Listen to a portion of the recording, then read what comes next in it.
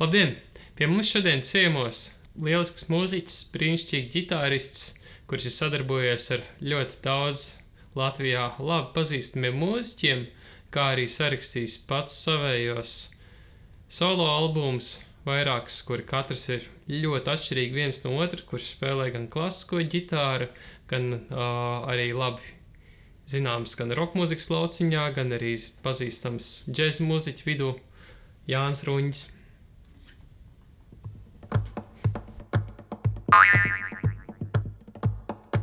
Es būtu bijis ļoti priecīgs tajā brīdī, kad es sāku mācīties vispār mūziku, ne tikai ģitāru spēli. Man būtu kāds pastāstījis par tādu lietu, ko sauc virsskaņas. Jo, ja tu iedod piemēru nospēlēt klavieru taustiņā vienu stīgu, ir tas jautājums, cik skaņas tu dzirdi? Vienu? Vai tur ir vairākas apslēpts?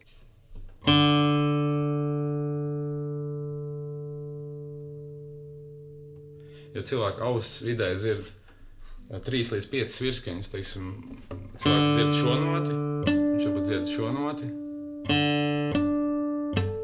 varbūt šo noti, šo un šo noti, kas ir visi vienā skaņā, un tās notis visas ir iekšās vienas notis. Šīs te virsskaņas veido tādu lietu, ko sauc par toni, un tāpēc es vēlējos jums pastāstīt par toņu kultūru. Teiksim, ja cilvēks spēlē vienkārši vienu skaņu, ir daudz dažādu veidu, kā viņu nospēlēt. Tas ir pilnīgi sausā, tīrā veidā nospēlēt skaņa, bez jebkādas vibrācijas, bet man ļoti patīk pielietot tādu tā kā violnieku, stīdznieku konceptu, to stīgu arī vibrēt, lai viņi sāk vairāk dziedāt, un šīs te virsskaņas savā starpā patīkam peld. Viņas nāk ārā vairāk.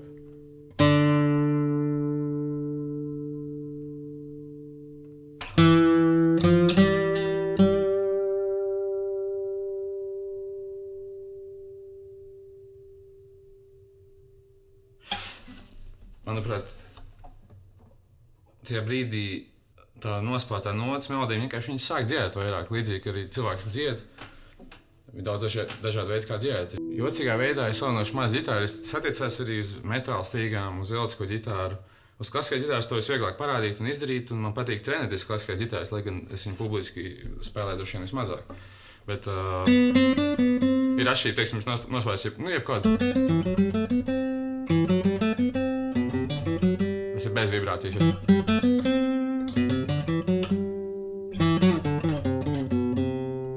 Jautājums, kas skan labāk? Manuprāt, skan labāk tas brīdis, kad mēs tomēr ievibrējam to stīgu. Un tad arī no ģitāras rozetes caurumu nāk tādas tā kā dabīga reverberācija savā ziņā. Teiksim, šādi nospēlēt vai atlaižot kreiso roku. Viņi ir minimāli tur, bet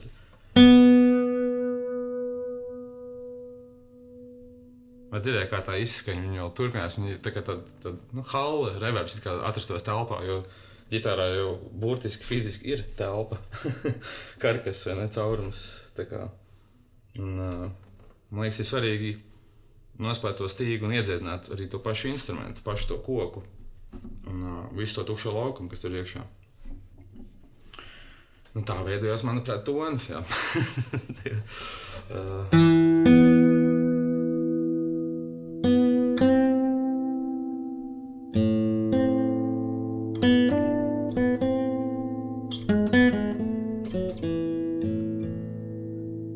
Nevienmēr visās situācijās tas ir nepieciešams. Teiksim, mēs nospēlēsim vienkārši to akordu. Nav baigā vajadzība vienmēr viņu vibrēt, vai ne? Bet ja bišķiņ to izdara, arī tas akords atdzīvojas, manuprāt.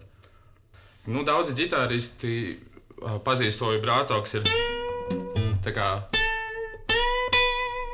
šī veida vibrāto. Kas arī, klasiskā ģitāras to nedaudz grūtāk parādīt, spēlēt, teiksim, blues mūziku.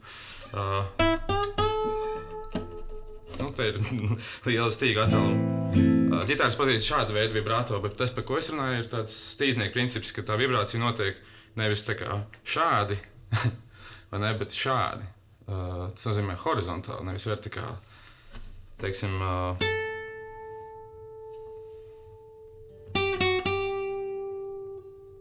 tā ir ļoti maza tāda smalka vibrācija, un vislabāk arī to sākt ar tādu lēnītēm, neuzreiz. Es nezinu, ar ko to varētu salīdzināt ar ūdens vilni, kur iemetot akmeni, teiksim, viņš nošķirstās, bet ja tas tiek uzfilmēts un tu palēnējumā skaties, ir viens vilnis, un tad aizvien mazāk un mazāk vilnīši paliek. Sākumā ir lielais vilnis, un tad ir tie vilnīši, viņi samazinās, viņi kļūst ātrāki un ātrāki, šaurāki.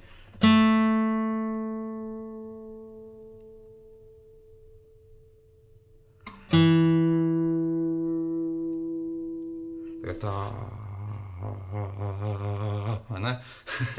Nu tāds tas princips, tāds ir doma.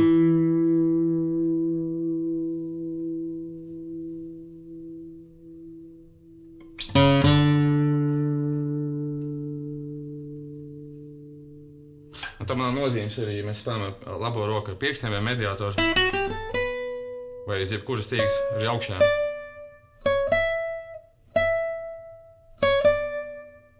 Nu, tas skan labāk nekā es kur bez.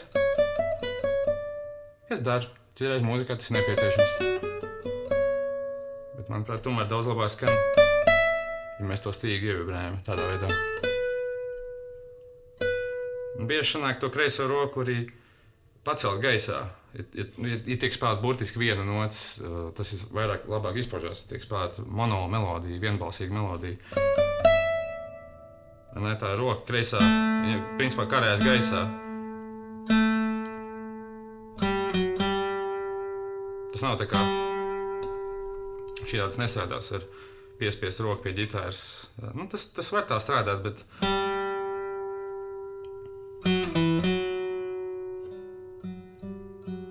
nākamā lieta, par kuru es vēlos parunāt, ir ģitārista labā roka.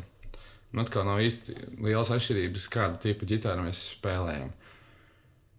Kas ir svarīgi, ir līdzīgi kā pianistiem kontrolēt būt spējīgam kontrolēt katru pirkstu atsevišķi, teiksim. Mēs bieži spēlējam tur arpēģijas. Un visi mācāmies, es arī būtu priecīgs bijis, ja man to izstāstīja kāds ātrāk. Bija tāds brīnišķīgs ģitārists Ralfs Tauners, un es studēju viņa grāmatu. Viņš deva tādas ļoti skaistas muzikālas etīdes, kur, nu, teiksim, ar vienu etīdi tu vienlaicīgi apgūsti vairākas lietas, teiksim, ritmu, harmoniju, artikulāciju, dinamiku un tā tālāk. Teiksim, viņam bija šāds vingrinājums. Kā viens.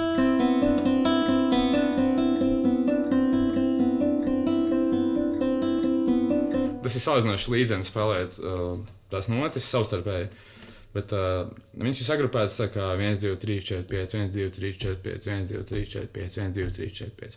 Un krāsains vingrinājums, teiksim, interesanti vai ne tāda, bet tā doma viņam bija, teiksim, sākt kontrolēt, teiksim, spēlēt šo vingrinājumu, akcentēt katru noti atsevišķu, teiksim, es sākšu ar 4. pirkstu, pēc tam 3., 2. un 1. Tā kā. Un tad pēc tam pastāstīšu, kāpēc tas ir labs vingrinājums un kā tas noder arī reālajā dzīvē spēlēt reālu mūziku, vai ne? Un es to darīšu pārspīlēt.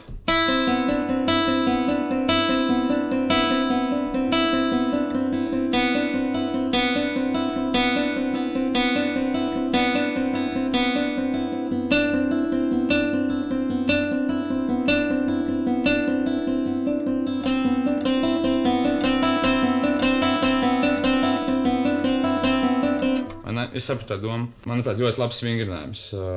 Un viņš nav priekš manis arī vienkāršs. Un ir maz ģitāristi, kas par to kādreiz domā un iedomājas. Nu, līdzīgi, ja pianists spēlē skaņdarbu un ir paralēlas melodijas, pianisti pieraduši, teiksim, varbūt kreisās rokas, tas pirksts izceļ melodiju vai konkrētu rifu vai partiju vai te labā roka vai kāds atsevišķi pirksts. Un ģitāristiem tas ir grūtāk. Bija viens igauņu ģitārists, kas mācīja, teiksim, spēlēt jebkādu akordu. Viņš iespējams skanēs labāk, ja tu izcelsi pirmo melodiju, pirmo stīgu. Tā kā. kas diezgan savā ziņā sanāk dabiski priekš ģitāristu. Teiks pats, jau kāds akords, bet tā kā, kad tiek izcelta tā kā dinamiski tā augstākā nots, un tad viss tas akords kopsvinīgā skanēs vienkārši labāk varbūt.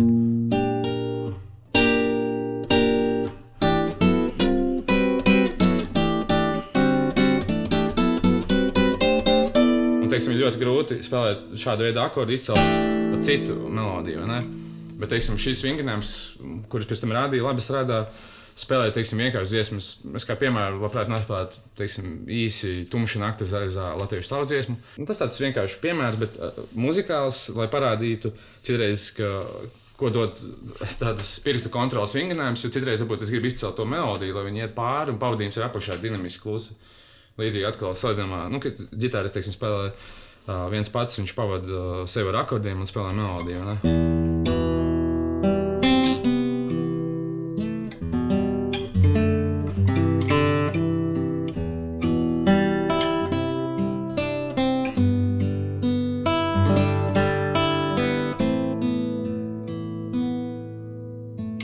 Dinamika.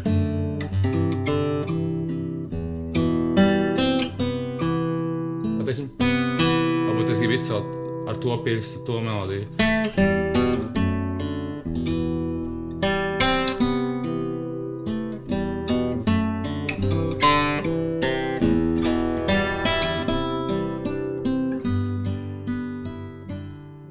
Un arī tas to, ko viņam vajag. Ļoti klusis nospēlē. Kad dziesma varbūt beidzās.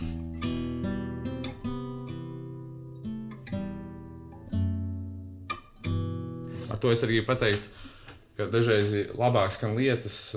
Mēs visi, kas kādreiz mācāmies un trenējamies tur gammus un ātras lietas un visādas lietas, citreiz labi skan un pašpietiekami un mūzikai palīdzoši vienkārši nospēlēt konkrēti vienkārši lietu, bet tā, ka tu garantē, ka viņi skan labi.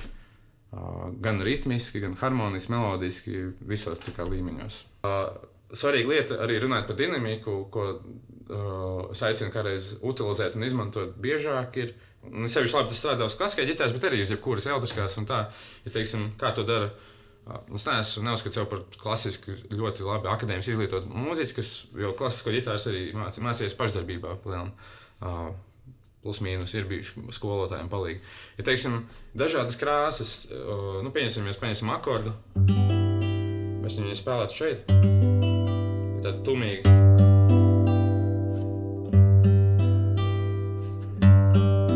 Bieži cilvēki izvēlas spēlēt šeit, kas ir forši, ja te dabū gan basa diapazonu, reģistru un frekvences un tā, bet ir arī tāda opcija.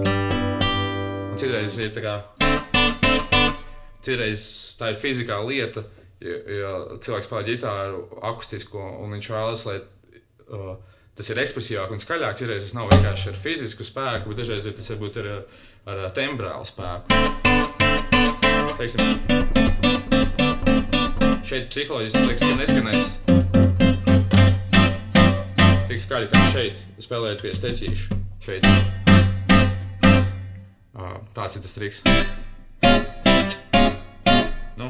Tagad pārspēlēt asi to dara, bet šeit būs tāds klusas dinamikas, teiksim, lietas. Labi skanēs tādā arfiskāk.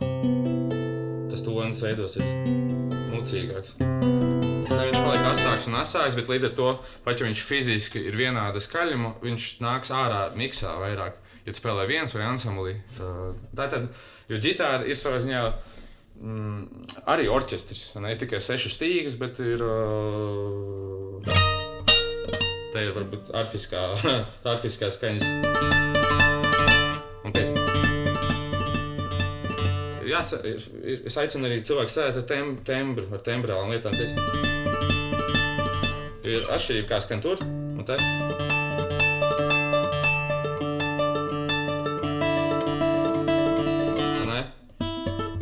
Bieži cilvēki par to neaizdomājas. Interesants krāsa, dabūt tā.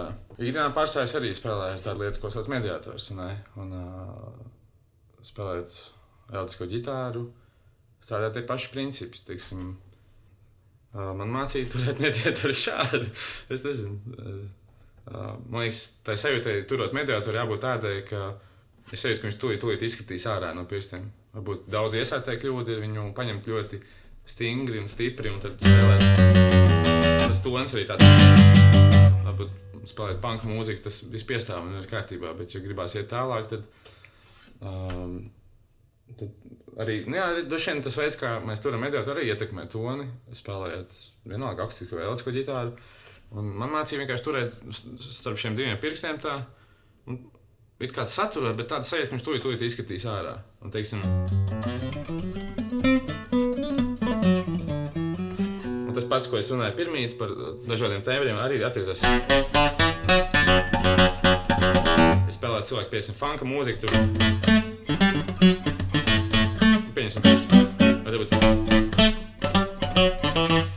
bieži vien es taisīju tādu skaistu apmāni, ja man nav konkrēta tipa liekas ģitāra, kas piestāvētu, teiksim, nezinu, spēlēt funka mūziku, tad obligāti nav vajadzība to darīt, jo, teiksim, tos tās pašas ģitāras var panākt ļoti līdzīgu toni vai tādu toni, kas tāda veida mūzikā miksā ies cauri, teiksim.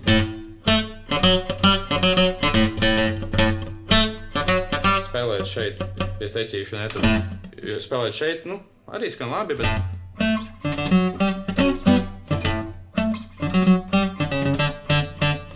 šeit viņš nāks asāks ārā, vai ne? Un tās ir tādas ekspresīvas muzikālas lietas, kas tā ir arī daļa no mūsu ābeces, tie ir teikumi, kurus mēs saliekam kopā, un jo vairāk mēs vārdus zinām, mums ir laiks vārdkrājums, jo varbūt sanāks kuplāks teikumus no tā. Es jums stāstu par šīm lietām, tāpēc, ka laika gaitā kaut kādā veidā es nonācis vai nokļuvis, vai kāds man to pastāstījis, vai pats to es atklājis. Nevienmēr man arī bijis ļoti profesionāls, augstas raudas instrumenti vai daudz un dažādi instrumenti. Un to kā mūziķis ar vienu mūzikas instrumentu var būt ļoti daudzpusīgs un panākt, izvilināt no viņa ārā visdažādākās skaņas tembrāli. Jā. Teiksim, ja mēs pavadām kādu dziedātāju un ir klusa balāda un jāspēlē arpēģijas, tad pirksti ir loģiskāks risinājums.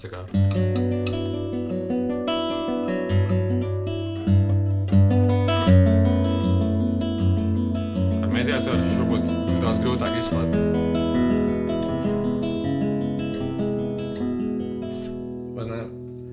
Man bieži nākās arī spēlēt, kā man patīk darīt, elektrisko ģitāru spēlēt, jo es esmu uzaudzējis šobrīd, atvainojos ļoti nekopcinīgi, vai ne?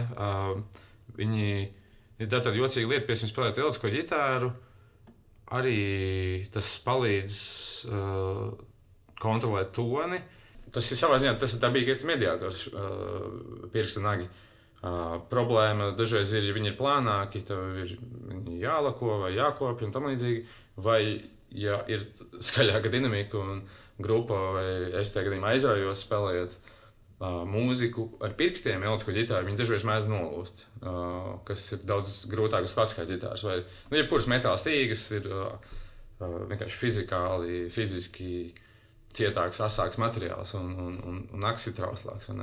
Bieži, man liekas, daudz ģitāras spēlēja tā, ka tur šādu mediātoru un pirkstiem spēlēja arī akordu, vai ne? Vai vienkārši, viss mediātors, vai ne? Tas ir tikai mediātors. Un tie paši principi strādā ar melodiju, teiksim, izceļ melodiju. Akordi vienkārši.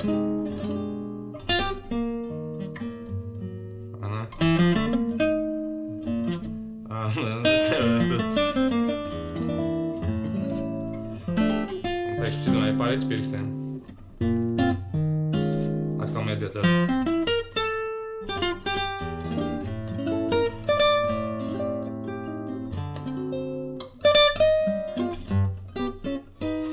Kombinācija.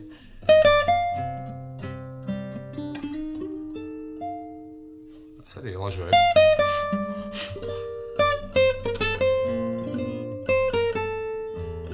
Jo arī dažreiz stilistiski ir tāda lieta, ko mēs daudz par ģitāras jau zinām, vai nezinām, alternate pickings, kad ir, teiksim,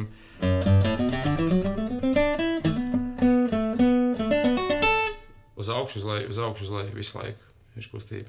Bet dažreiz arī muzikāli prasās, tikai uz leju vai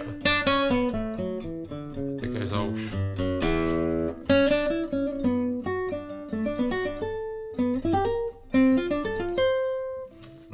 Tam nav nozīmes, ko es spēlēju šobrīd, bet mans ieteikums vienmēr ir, ja tiek izvēlēt viens moments, teiksim, es tagad mācīšos alternate picking, tad tam jāvēlta laiks un apzināti tas jākop, teiksim, mēs spēlēsim tikai uz leju, uz augšu, vai ne?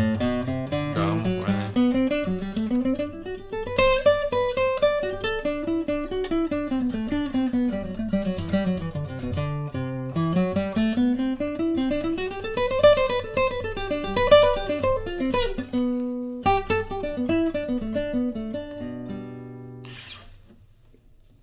Es vēlos, kā pēdējo lietu parunāt par indiešu ritmu sistēmu, ko sauc timetable.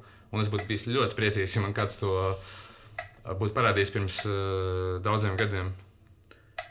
Situācija vienkārši, mēs uzliekam vienu sitienu, nav nozīmes takts mēram, kā vienkārši viens lēns sitiens, kas liekas komfortabls.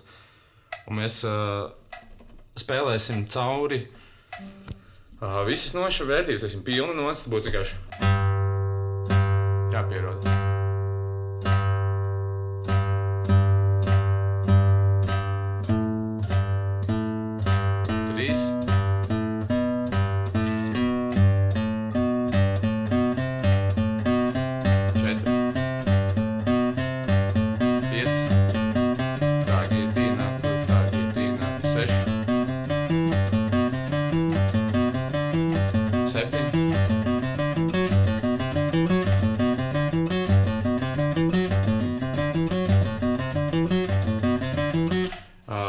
Tas ir ļoti labs svingrinājums, kas palīdz tādam iekšējam kopējam grūvam laika izjūtai spēlēt jebkādu ritmisku mūziku.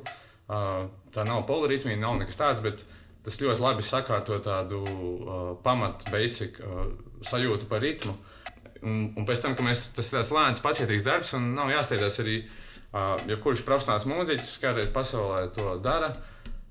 Un, ja viņš, teiksim, brīvi improvizē, tad daudzi citi mūziķi var pateikt uzreiz, vai tas mūziķis ir gājis cauri šādiem ikdienām vai nav. Bet viņi arī bieži palīdz, pat ja cilvēks spēlē abstraktas lietas vai ritmiski liekas spēlē solo, jebkurā žanrā arī rokā, ārpus